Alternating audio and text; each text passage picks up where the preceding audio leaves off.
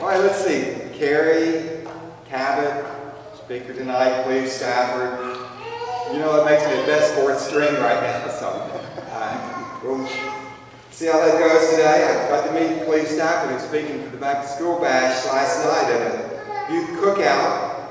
He's from South Africa. All right, he has a great British accent. You know how you know, it just captures you when you have a British accent to listen to. It's a pretty good accent. You're going to have to really listen closely.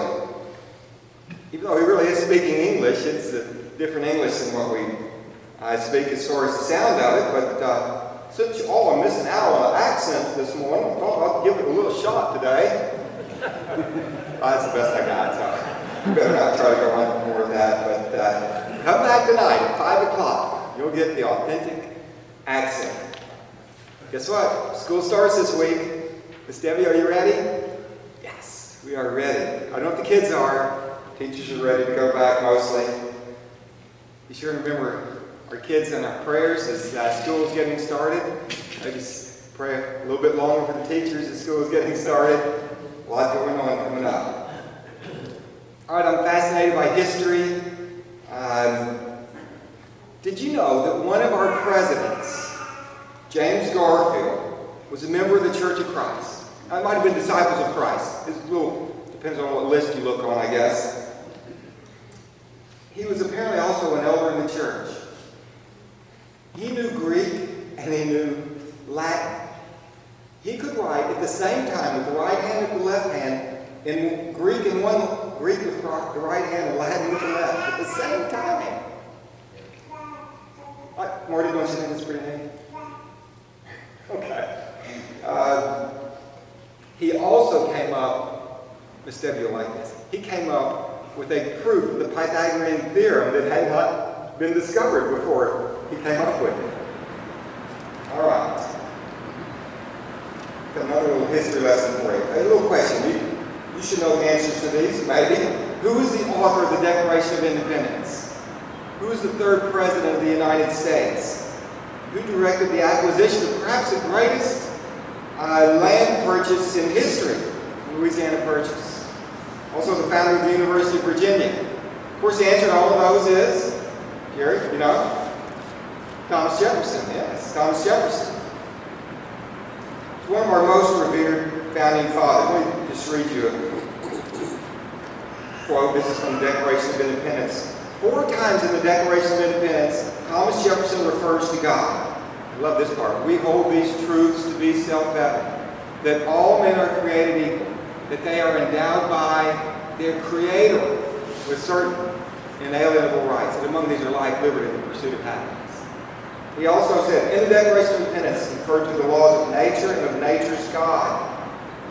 Another line later on is appealing to the supreme judge of the world for the rectitude of our intentions.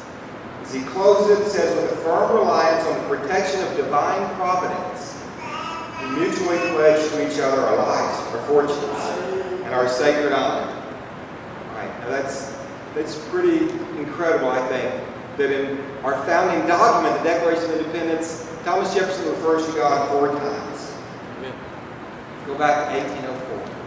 A winter night in the White House. Jefferson is sitting at the desk of the White House, and he takes a Bible, 2 Bibles, and he takes a pair of scissors, and he's reading through the Bible, the New Testament, and he starts cutting out the verses that he likes. And he's pasting them onto a blank page, and ends up creating a new Bible. The things that he believed in. Now, he left out some things, by the way. He called it the philosophy of Jesus of Nazareth. He never published it, and he told some friends about it, but it got lost. History hasn't found it. Maybe someday somebody will find it.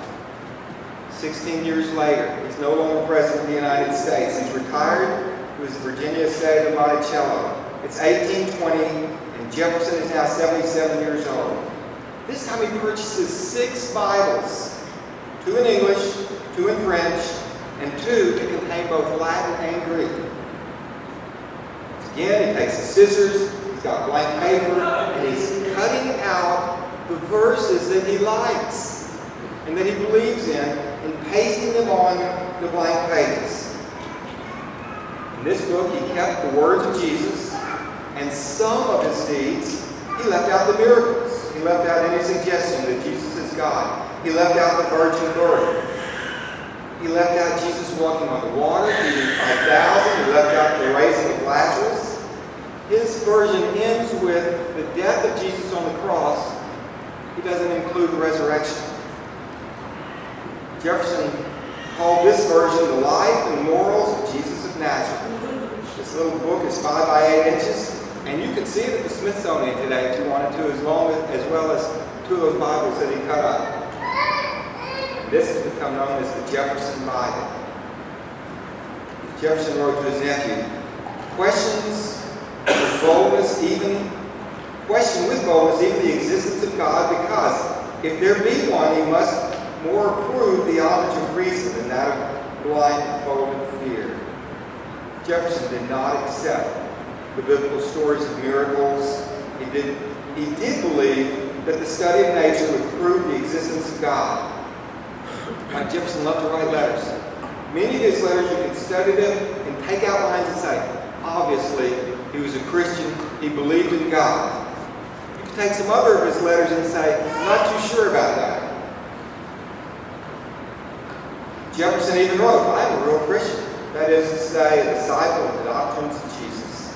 He called on the blessings of God of Israel in his second inaugural address. So, what was Jefferson? Was he a serious Christian? Was he a deist? Was he an angry heretic? You know, to me, it's a fascinating study, a look into history about Thomas Jefferson and his beliefs. And I'm not this morning going to try to determine if Jefferson was a Christian, because God will determine that, and we tread on dangerous ground when we try to be the judge of a man's heart. But I do have some lessons I want to bring from this story of the Jefferson Bible and the way that Thomas Jefferson took the Bible and cut it up and took the parts that he liked. Okay, have any of you ever taken a pair of scissors and cut out the parts of the Bible that you like? All right, be careful now. We haven't done it with scissors. Do you ever read with highlighter or a pen and you underline your favorite verses? Do you have some favorite Bible books? Favorite Bible passages that you like to go to? You have some that are, well, let's face it, they're kind of hard. They're hard to do, they're hard to understand. Skip over some of those. It's not that different than using a pair of scissors. If you focus on the ones that you really like and leave out the ones that are difficult. Quote from Mark Twain for you. He said, it is not the parts of the Bible I don't understand that bother me. It's the parts that I do understand that bother me. Okay? Sometimes that applies to us. The parts of the Bible that we do understand that bother us, we might skip over some of those. We're not focused on those. But I want to read a couple of passages that I hope will keep us focusing not just on the parts that we like, but really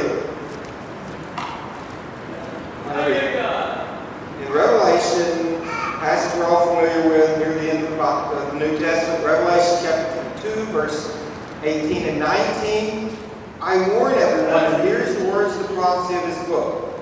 If anyone adds anything to them, God will add to him the plagues described in this book. And if anyone takes words away from this book of prophecy, God will take away from him his share in the tree of life and in the holy city, which are described in this book. Be careful about taking things away, whether it's with scissors or a highlighter or just focusing on the parts that we like. There's a couple passages in Deuteronomy. Deuteronomy chapter 4, verse 1 says, Hear now, O Israel, the decrees and laws I am about to teach you. Follow them so that you may live and may go and take possession of the land that the Lord, the God of your fathers, has given you. Do not add to what I command you, and do not subtract from it, but keep the commands of the Lord your God that I give you. It's an emphasis from Deuteronomy to Revelation on keeping all of the commands of the Bible, not just parts of it. Deuteronomy chapter 12, verse 32 says, and this is Moses writing what God said. See that you do all I command you. Do not add to it or take from it. It's essential that we consider the whole of the Bible, not just the parts that we like. The message is clear. We are to accept all of God's Word, not add to it our opinions, and not take away from it the parts that we don't like. All right. Second point I wanted to talk about this morning was something about Thomas Jefferson. All right, I love him as a president. He's a great writer, great thinker, great president. And yet, for 200 years, there's been a debate going about whether he was a Christian or not. Let's think about this for us. What if today, right now, people that we work with, people in our neighborhood, wonder, is this person really a Christian? Should there be any question or debate that our friends and neighbors and co-workers have regarding us? It's the kind of thing that it shouldn't take 200 years or 20 days to figure out that we're Christians. The real question, it might be that we're fun, friendly, likable, maybe even smart and good at what we do. Okay, so what? What really matters is, are we a Christian? Do we live the life of a Christian and other people know it? Passage in Romans chapter 1, verse 16 says, I am not ashamed of the gospel, because it is the power of God for the salvation of everyone who believes, for the Jew first, then for the Gentile. I remember when I was in junior high school, Brother Bob Woosley teaching our Bible class, talking about this passage just as teenagers, saying, you're going out to school. Don't be ashamed of the gospel and this belief that you have. That's the way we should be living all of our lives. Unfortunately, you know the passage very well. It's one of those hard ones that we might not like to emphasize so much from Revelation chapter 3, where John is talking about the Laodiceans. Remember how they are neither hot nor cold, but they are lukewarm. Unfortunately, that often may describe the way that we live our lives. A lukewarm life of Christianity. And of course, we know God's reaction to that. It's not very positive. In John chapter 13, Jesus said, by this all men will know that you are my disciples, if you love one another. Okay, if people around us can't see the love that we have for them, and for Christ, for our fellow brothers and sisters, then maybe we're not living up to the standard that should be expected so that people will know that we are a Christian. Matthew chapter 7, verse 24, near the end of the Sermon on the Mount, Jesus said, therefore everyone who hears these words of mine and puts them into practice is like a wise man, built his house on a rock. You know the rest of that story, but the beginning of it is the emphasis on everyone who hears these words and puts them into practice. That's how people will know that we're Christians and there won't be a debate about it. James chapter 1, verse 22 says, do not merely listen to the word and so deceive yourselves, do what it says. One of my favorite ads, their slogan, the Nike slogan, right? Just do it. Apply that to our lives as Christians. We know what we're supposed to do, but do we just do it? Do you remember the story in Acts chapter 9? A lady had died, Tabitha. The other members of the congregation that were so upset at her passing. And they came and met Peter and showed him all these things that she had made. And how she had taken care of other people with the clothes that she had made to give to people in need. That's the kind of life that we should be living. That when we're gone, people will miss us. And when we're gone, there's something that can be shown of what we did to help other people. So there won't be a debate about, is this person really a Christian? By the way that we lived, they should know. Okay, a third and final point I want to talk about this morning is, again, kind of connected to this 200-year debate about Thomas Jefferson, was he a Christian? Okay, I know you probably not spent 1 minute thinking about it before today. But I'm really kind of focusing on the idea that there is a question because we are prone to judge others. We're prone to judge others, and it is all too often with a harsh judgment. I don't think it's one of our jobs to judge whether someone else is a Christian. God has accepted them. Our job is to hear God's word and do what it says, and not to be a harsh critic of those around us. Look at Matthew chapter 7. Matthew chapter 7, verse 1. Do not judge, or you too will be judged. For in the same way you judge others, you will be judged. And with the measure you use, it will be measured to you.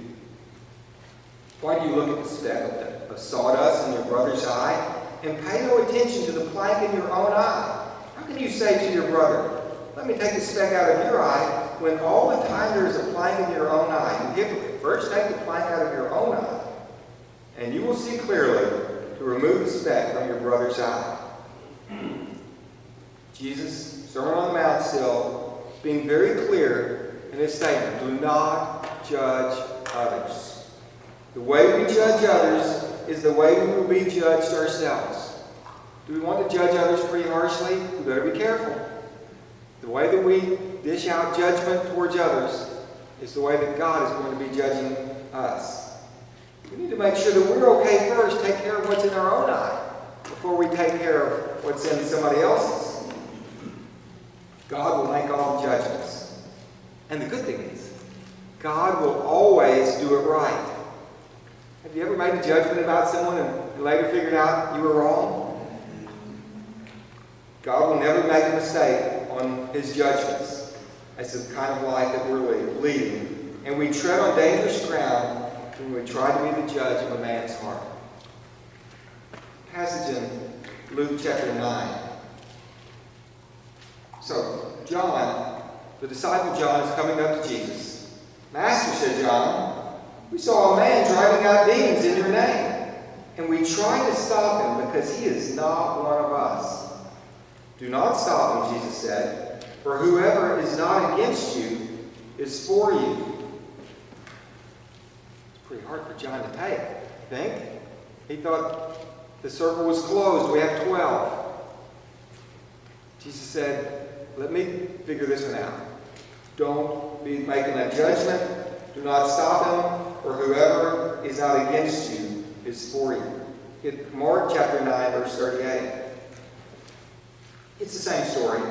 Teacher, said John, we saw a man driving out demons in your name, and we told him to stop because he was not one of us. Do not stop him, Jesus said. No one who does a miracle in my name can in the next moment say anything bad about me. For whoever is not against us is for us. I tell you the truth, anyone who gives you a cup of water in my name, because you belong to Christ, will certainly not lose his reward. Matthew chapter 10. Matthew chapter 10, verse 42. And if anyone gives even a cup of cold water to one of these little ones because he is my disciple, I tell you the truth, he will certainly not lose his reward. Again, let's be very careful about how we judge others. All right, I'm not really talking about judging Thomas Jefferson. It's neither here nor there. It's 200 years ago. I'm talking about how we judge somebody sitting across the aisle from us, or somebody who's worshiping across town from us. Let's be careful about this, about how we judge one another. Okay, so lesson's about over. You'll be driving home today, or maybe you'll be at lunch today. Corey, do you do this with your kids? How was Bible class today? Do you remember your dad and mom doing this? How was Bible class today? What did you learn in class today? What was the sermon about? Were you listening?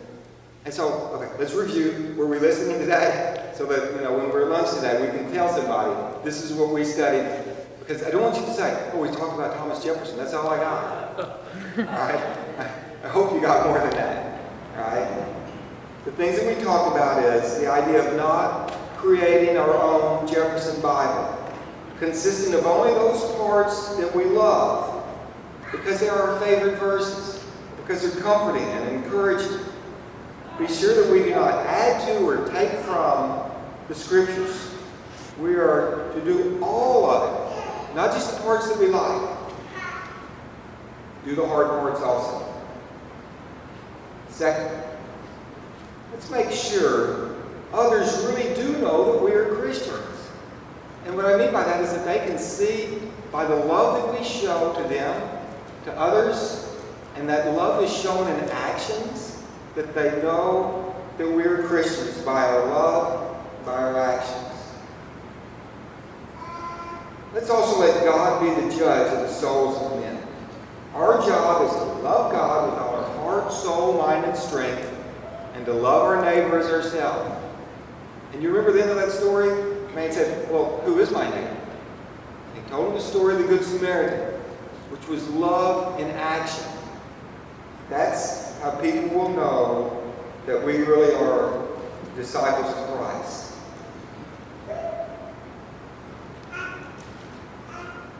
This morning, if there's anything, as we think about some of these things that we've talked about, or just things that have been on your heart as you came in this morning. Do you love God? Do you need to make a new commitment to God? Are you ready to be baptized? Do you need prayers in the church? If there's anything that we can do for anyone, in prayers, words of encouragement, or in baptism, let's do that now as we stand and sing.